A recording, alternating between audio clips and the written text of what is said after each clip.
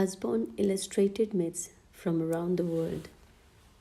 The Cowherd and the Princess. Each year, on the seventh day of the seventh month, the Chinese celebrate the festival of the Double Seventh and the reunion of two lovers separated by a river of stars. This is their story.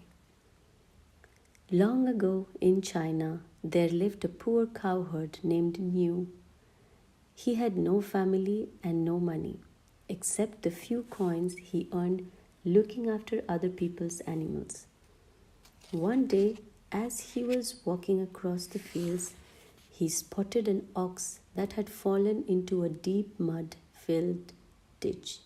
It was old and bedraggled and hardly had the strength to struggle.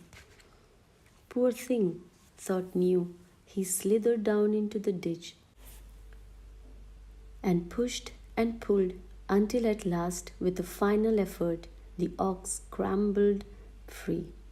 Cold, wet mud caked its coat, so Niu took a handful of straw and began to rub it down, revealing gleaming golden hairs. Niu rubbed and scrubbed. When he had finished, the ox shone like gold. Niu could see this was no ordinary creature, so he was not as startled as he might have been when it spoke. "Thank you," said the ox. "You are a good man."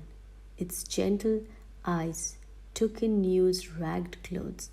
"Now it is my turn to help you," it said. "What do you wish for most in the world?" "A wife," sighed Niu. "But who would want to marry me?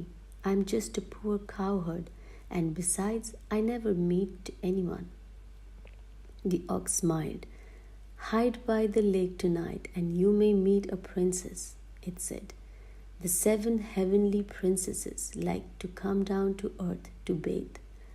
They are wary of mortals, but if you steal one of their cloaks, then that princess will stay and talk to you."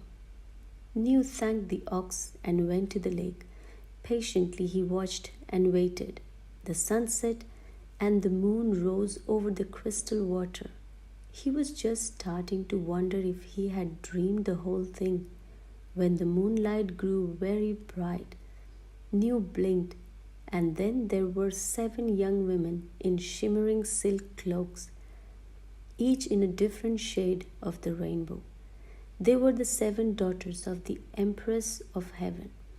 They were all very beautiful, but the last was so beautiful that she made Niu catch his breath. Her name was Zinu, and her cloak was the soft red of a summer sunset. Her 6 sisters wore rich golden headdresses, but her long ebony hair was crowned only by a single red peony. As he watched, she dropped her cloak and stooped to dip her slender fingers in the water. Niu felt suddenly shy. "Still, I must speak to her," he told himself. He stepped out and boldly seized the red cloak. 6 princesses gasped, clutched their cloaks, and vanished. The 7th stayed and turned to face the cowherd. "Please return my cloak," she said coolly. "Beautiful princess, daughter of heaven, I cannot refuse you," he said. "But may I ask you one question first?" "What is it?" asked the princess, intrigued. "Will you marry me?" said Niu, blushing. The princess laughed at his boldness, but she held his gaze, for she had always wondered what it would be like to live on earth. And besides, there was something about this young man that made her want to try. Perhaps it was gentleness or his look of adoration, but with a nod of her head, she agreed. So Niu and the princess were married and lived happily together, and Niu's fortunes began to improve. With the help of the golden ox, he tilled the fields while Zinu wove silks and satins to sell. Her fingers flew like magic as she worked. In heaven, she had had the job of weaving clouds, delicate ribbons of pink, orange, and red for sunsets, gleaming strands of silver and gold for the dawn. No one on earth had ever seen such skill. Before long, they had saved enough to buy their own farm. A little while later, to add to their joy, they had two beautiful children, a boy and a girl, with dark eyes and dimpled smiles. Time passed, and their only sadness was losing the ox. Just before it died, it spoke to New one last time.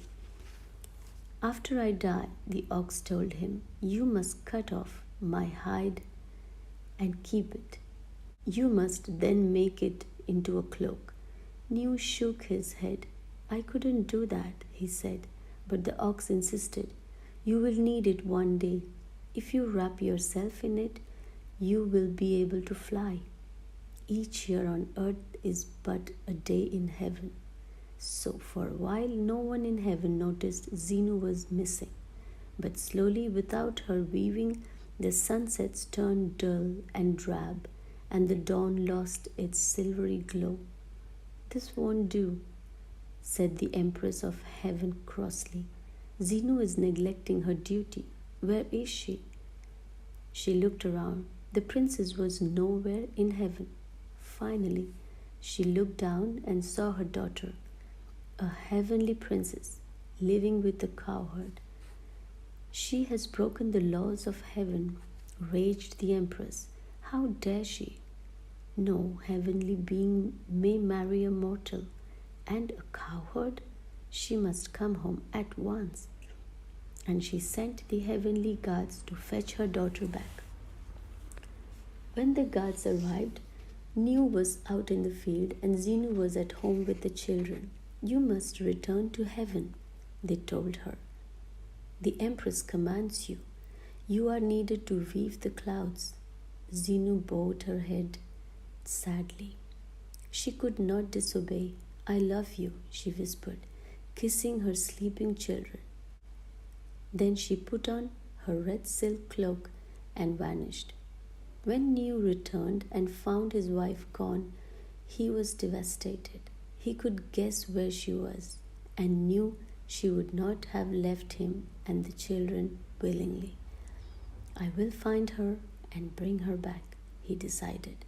He tucked their children into a basket, wrapped the golden ox hide around his shoulders, and flew up to heaven after her.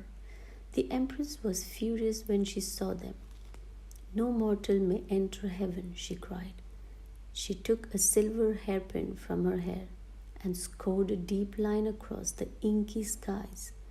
The line became a river of sparkling stars, deep and wide and impossible to cross.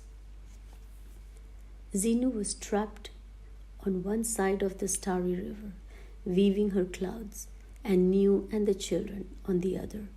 Yet still New did not give up. He stayed by the river, weeping for his beloved. And on the far shore, Zenu wept for him as she wove.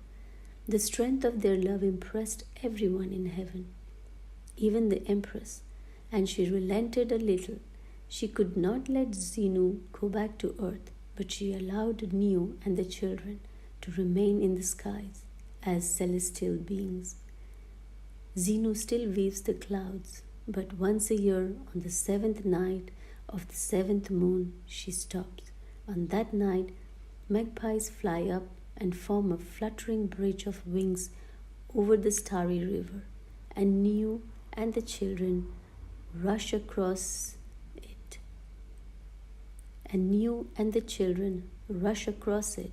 Into Zenu's waiting arms.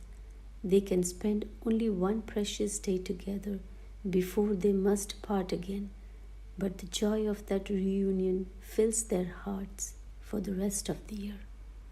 Thank you.